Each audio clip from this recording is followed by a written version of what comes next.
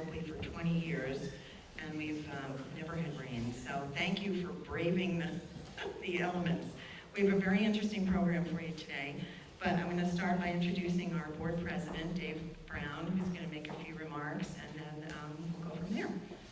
Okay, Dave.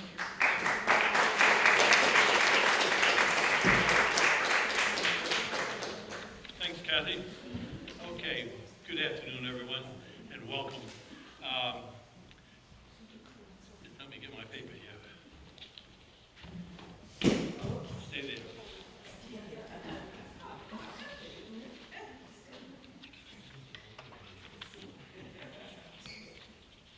All right, here we go. I'm new at this, so bear with me. Okay.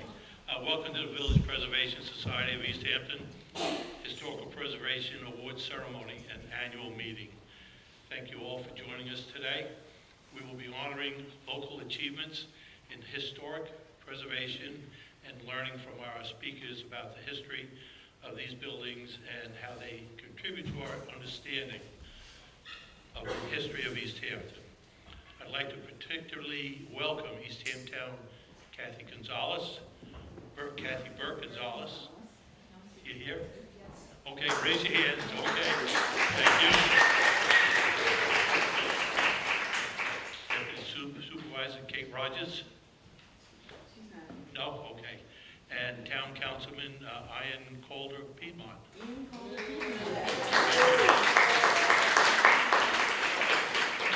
And again, thank you for attending. Okay, unfortunately, Sandra Brewster Walker, an Executive Director for the Montauk Indian Nation, who is set to speak today, had to cancel at the last minute due to a death in the family. And we send her and her family our condolences on her loss. And we also, thankfully, we still have our local treasurer and historian, Hugh King, a.k.a.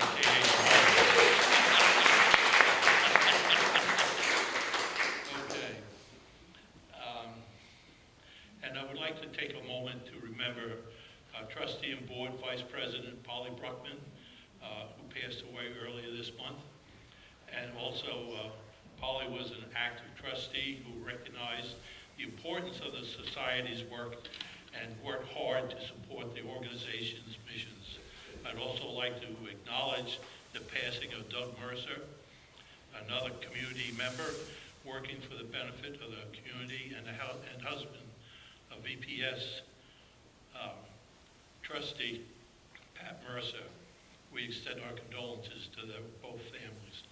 We also take our intrepid secretary over here, Kay Graham, for producing this annual report, which is available for members who wish to take one home.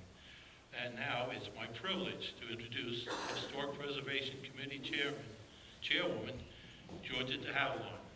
Georgia.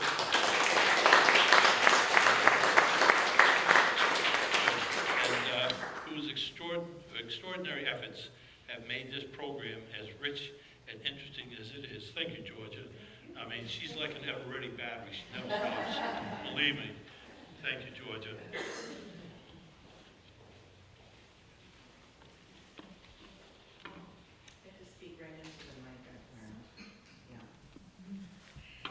Saving the past is the pathway to knowing more about ourselves and strengthening our future. The National Trust for Historic Preservation states on their website that, quote, historical sites are physical reminders of the diversity of our experiences and the history we share.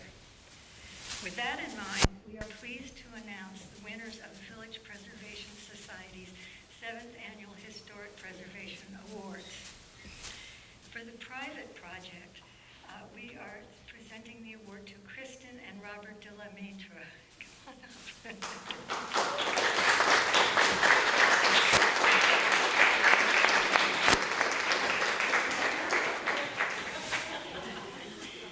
They have sensitively restored their home, Wayside, the Dr. George E. Monroe House of 1888, designed by Isaac Henry Green, Jr. at 24 Ocean Avenue.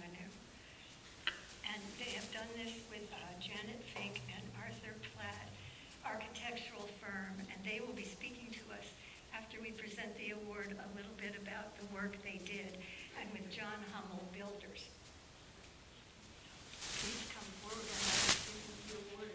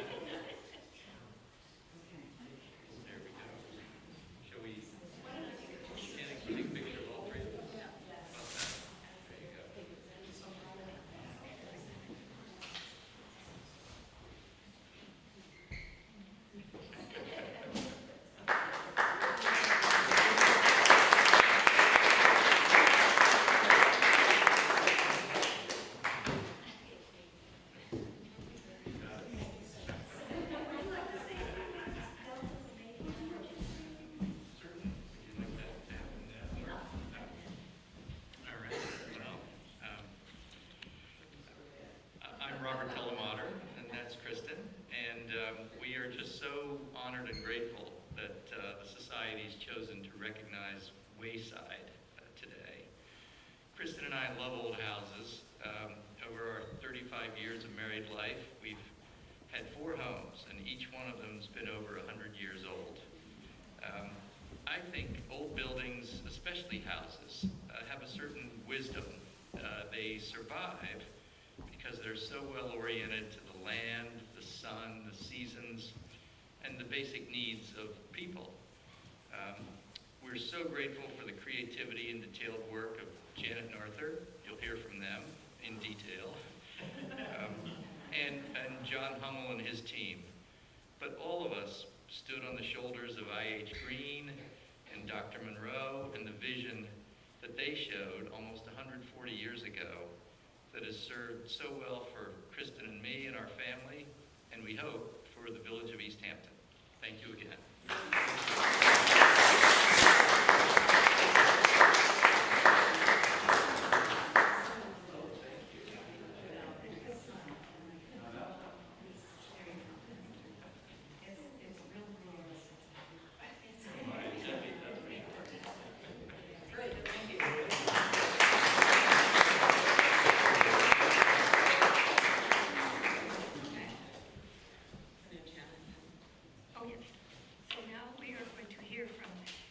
Janet Fink and Arthur Platt about the process of the restoration.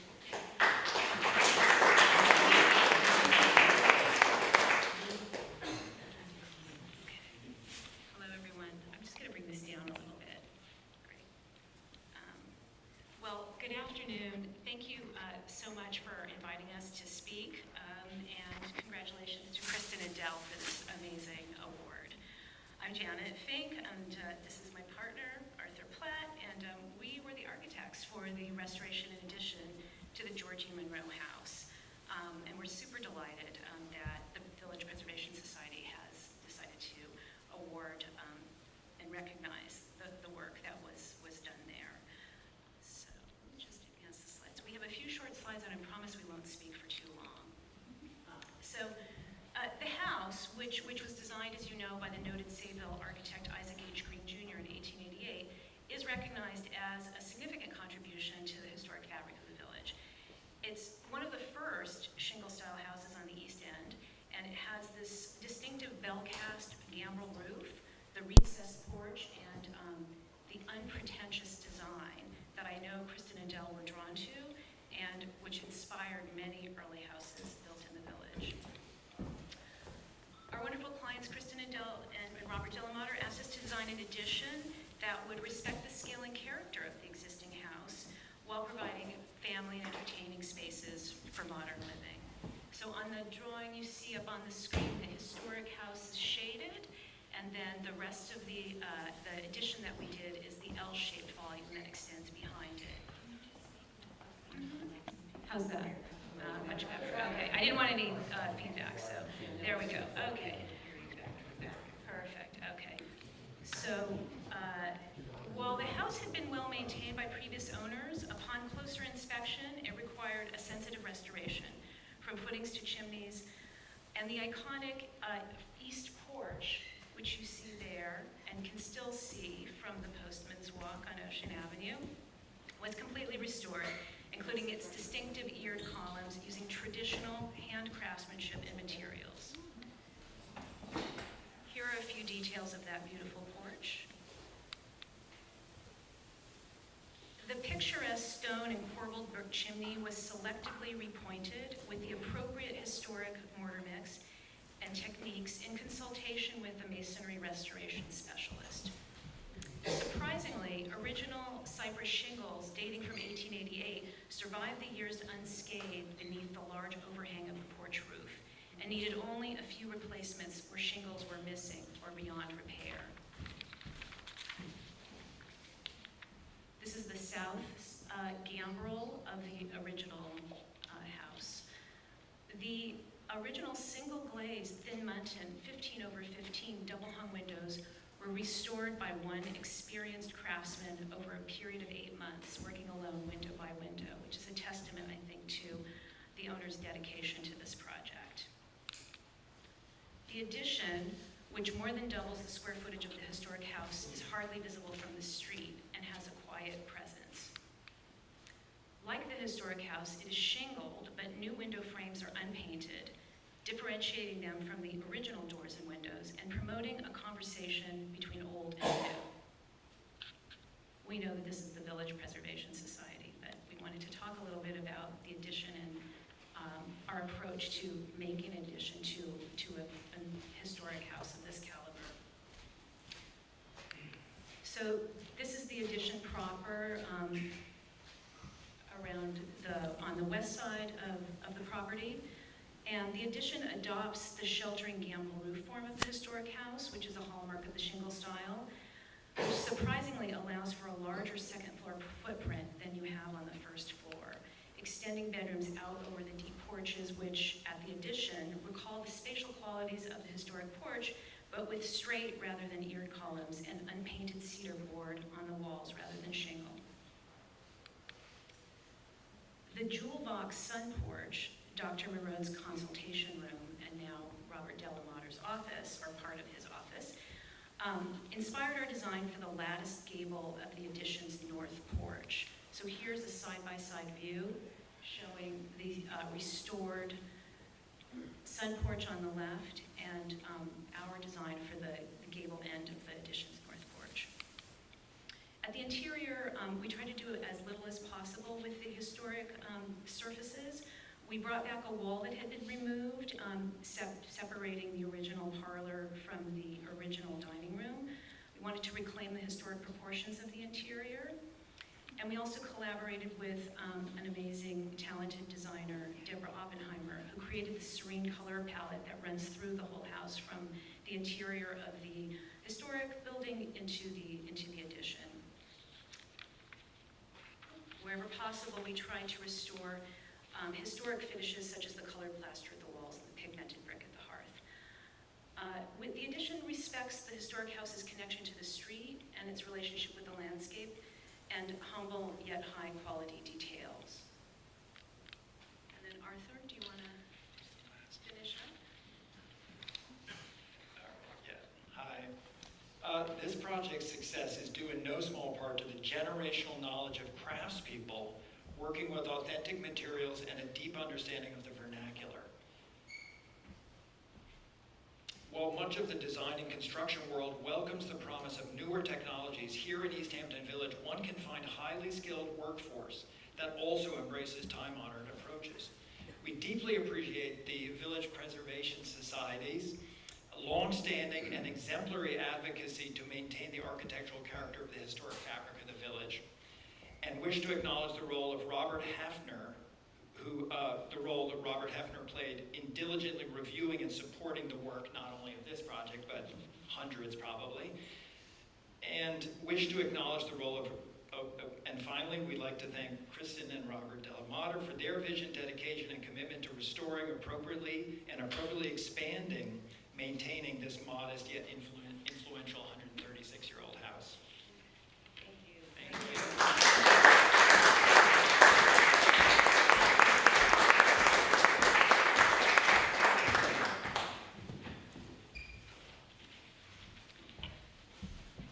The award for a public project goes to the George and Sarah Fowler House at 95 Springs Fireplace Road, a modest salt box from the late 19th century and the only surviving structure known to have been inhabited by members of the Montaukett Indian Nation. The structure was restored in 2018 by Ben Krupinski Builders.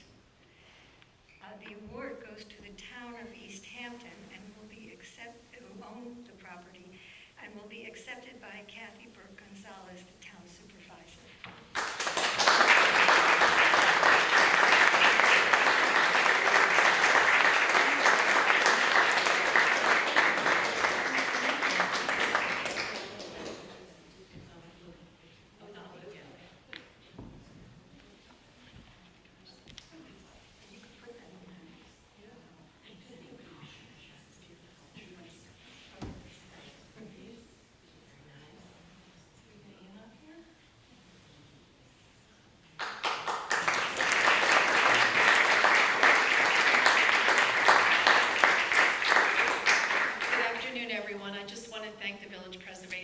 Society on behalf of the town board for recognizing the Fowler House and for the Krupinskis who donated their time. And it's just, I don't know, we've got shots of inside the space, but it's just a beautiful, beautiful craftsmanship in the house.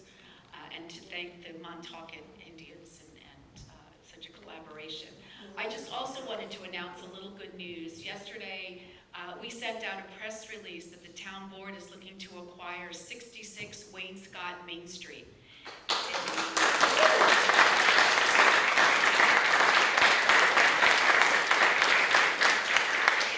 It's the Osborne property across from the Wainscott Chapel with that iconic view to Wainscott Pond. It'll be the first time that there's public access to that pond, so we're looking forward to collaborating with the trustees to do water quality projects there, as that's an impaired water body. We're going to have a public hearing on October 17th. We invite you to come out in support of the acquisition. And we'd like to thank Mr. Lauder. He purchased that property previously a few years back for $66 million, and he's selling it to the town. And we're purchasing with CPF money for $56 million, and it's a 30-acre parcel.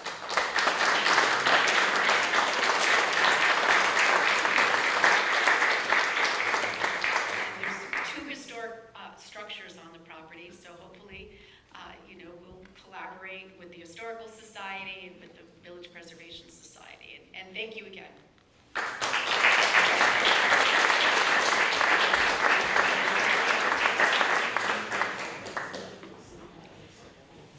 We'd like to also acknowledge the Montaukett Indian Nation because they have a part in this too. And unfortunately, as you heard, Cindy Brewster Wallace was not able to be here to talk about them. Now we are going to hear from the village historian, Hugh King, and he's going to further enlighten us about these 2 properties. You think so? I hope so.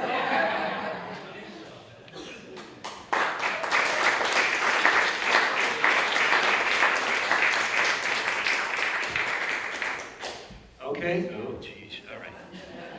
Okay, thank you for mentioning Robert Hefner, because there's very little done in this town and in this village without the expertise of Robert Hefner.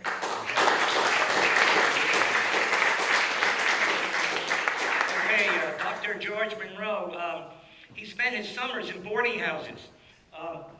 So Robert and Kristen, he'll be coming to your house next summer. He had, do you have a telephone in your house? Well, he had one of the first telephones in 1903. He was the house surgeon at the Women's Hospital in New York City. He was born on a clipper ship on the way to China, and he was the vice president of the board of directors of the East Hampton Electric Light Company. He built his house next to his friend, Dr. Everett Herrick. Now, you know Dr. Everett Herrick. He was the boss of everything. He was the first president of the Maidstone Club, but more important than Dr. Everett Herrick is his wife, Harriet Ford Herrick, okay? She was one of the founders of the East Hampton Library. She was on the board of managers, and she donated books to that library. And she's one of the 3 women who have their name on a place in the village of East Hampton. And where's her name? Harriet Herrick Park, that's right. Okay, he was the second president. Do you have an ice house? No. Oh, well, I'm sorry.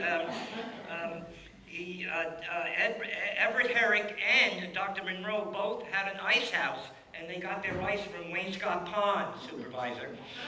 Okay? Okay, but I think that the big story here is Isaac Henry Green, Jr. Now, he was called Junior not because his father was Isaac Henry Green. His uncle was Isaac Henry Green. So he's Isaac Henry Green Jr. He was from Sayville. He has over 200 homes documented in which he served as the architect, including 12 in East Hampton. He designed houses on Long Island, New England, upstate New York, including the 12 here. And he worked in the shingle style, and supposedly the gambrel roof was not invented by him, but he used it prominently here in East Hampton. Now, whose houses did he design? Well, I just told you, Dr. Everett and Harriet Herrick, Dr. George Monroe, the John D. Skidmore House, the William A. and William E. Wheelock houses, Lorenzo G. Woodhouse, Graycroft. And why is Lorenzo G. important? Because his nephew Lorenzo E. comes to East Hampton. And he was the first president of the East Hampton Historical Society, but that's not why it's important. He brought his wife, Mary Woodhouse, here. And without Mary Woodhouse, Guildhall would have had a problem, okay? The library was the Woodhouses, restoration of Clinton Academy, and the nature trail. Okay, we're done with her. He designed the second Annie Hunting House. Now, you know where the first Annie Hunting House was?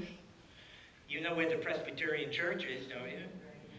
Right next door was Annie Hunting's first house. And she took in boarders. And a lot of them were artists and writers. And on Saturday night, they started to party. And on Sunday morning, they were still partying. And the people came to church. What's the name of the house? Rowdy Hall, right? And Rowdy Hall is still standing. By the way, don't go there, though. Okay, all right. The Max Schmidt House and the second Mrs. Stanhope Phillips house. Okay. Mr. and Mrs. Stanhope Phillips, her name is Mary Boggs Phillips, okay? They built a house next to the Georgia Life Saving Station, right on the corner of Lily Pond Lane and West End Road. Then they sell it to this family, and this family brings some kind of cement over and puts walls around the garden. What's the name of the place? Grey Gardens. Well, Martha Boggs Phillips, her husband dies, and his family blames her for his death. So now she's out of sorts. So Terry Wallace is taking people through the South End Cemetery, and he comes to the Moran Monument, and on there is Martha Boggs Phillips. What the heck is she doing there? Well, she was a good friend of Ruth Moran, okay? And since she was out on the family, when she died, Ruth Moran, I guess, said that she could be buried with the Morans. And in 1931, when Guildhall opened, she found a portrait of Thomas Moran and gave it to Guildhall. And that's why she's buried there. And, okay, now, if you drove up here today, you probably would have walked into Isaac Henry Green Jr. standing on the road. What was he doing there? Well, he designed the first Maidstone Hotel, which was right up the street. What happened to it? Burned down in 1935, all right. If you were in here in, say, 1890, and were sitting where Dave Brown is right now, you probably would see Isaac Henry Green Jr. in about 1892. Why is that? He designed the first Maidstone Club. Where was it? Right here. Then in 1901, if you were sitting where Bob Osborne is now, you probably would see Isaac Henry Green Jr. again. Why is that? He designed the second Maidstone Club, which was here. What happened to the first two Maidstone clubs? They burned down. And then if you go to the third no, he didn't design the third Maidstone. I think he gave up, okay? So, that's that. Now you want to talk about the Fowler House, all right? Well, you can't talk about the Fowler House unless you talk about Freetown, okay? And the Fowler House is a connection between Indian Field, Freetown, and the village of East Hampton. Now, how's that happening? Well, what does the Fowler House in Freetown have to do with Stephen Farrow? What does the Fowler House in Freetown have to do with Thomas and Mary Nimmo Moran? What does the Fowler House have to do with Home Sweet Home Museum? What does the Fowler House in Freetown have with John Marshall School? What does the Fowler House in Freetown have with the Calvary Baptist Church? What does the Fowler House have to do with Francine and Nellie Laporte? What does the Fowler House have to do with St. Luke's Church? What does the Fowler House have to do with St. Matthew's Chapel? How about Dick Cavett and Roberta Gosman Donovan of the Gosmans? And what about the Condé Lamb real estate business? What does the Fowler House in Freetown have to do with any of those? Well, if you come to my lecture in March... No, I'll tell you a little bit, all right? Okay. All right. One of the great buildings down in Freetown was the St. Matthew's Chapel. It's still standing, okay? It was built in 1852, and it was used by the people down there as the African Americans and Native Americans and the white people as a church, as a chapel. In 1879, Stephen Farrow, Stephen Talkhouse, had his funeral in the St. Matthew's Chapel in Freetown, okay? Thomas and Mary Nimmo Moran, George Fowler, who lived in the Fowler House, was the gardener for Thomas and Mary Nimmo Moran. He was also the gardener for Edward Osborne, who lived in that big White House right on the corner. Remember, at one time, that White House was facing the street, okay? And George Fowler was also the gardener at Home Sweet Home Museum, okay? Let's see, what do we have next? We have Home Sweet Home, John Marshall School, okay. Living in Freetown was Marguerite Fowler. She married Joseph Laporte. Marguerite was a Montauk. She married Joseph Laporte. Joseph Laporte was the crossing guard. When they had to move the children from the school down to Panago, they had a school building down there. They made the 2 stores into a building, and Joseph Laporte was the crossing guard. Okay? And then when he died, the school has a scholarship. John Marshall School has a scholarship in the name of Joseph Laporte, who married Marguerite, who lived in Freetown. They both lived in Freetown. All right? Calvary Baptist Church. Well, the Calvary Baptist Church had its beginning in St. Matthew's Chapel down on Trevon Harbor Road. And then in the 1960s, they marched from St. Matthew's Chapel down Trevon Harbor across over to where the church is today. And the original church was in a basement because they did not have a contractor to build the Calvary Baptist Church. The people of the congregation built it. That has something to do with Freetown. Francis and Nellie Laporte lived in Freetown. Francis came here because his brother Joseph was here. Francis and Nellie Laporte raised 40 foster children. And their little store is still on Springs Fireplace Road, right before you get to the Calvary Baptist Church. It's on the left. Okay, St. Luke's Church, we know, was responsible for had the St. Matthew's Chapel and took care of it. Dick Cavett and Roberta Gosman, what do they have to do with Freetown? Well, in 1880, Arthur Benson purchases Montauk for $150,000, and he builds 6 or 8 association houses down there, and for his wealthy people. But he needed to get the Montaukets off of there, so that's where we have all these people moving from Montauk into Freetown. So then Dick Cavett and Roberta Gosman lived in one of those houses. Dick's house, Tick Hall, burned down, and he rebuilt it pretty much the way it was. And then Condé Lamb Real Estate. Helen Hillman was probably the first African-American salesperson hired by a real estate agency out there. And Helen Hillman told me she got married in St. Matthew's Chapel. So there's the connection. All right, that's all I have. Most of what I said is true.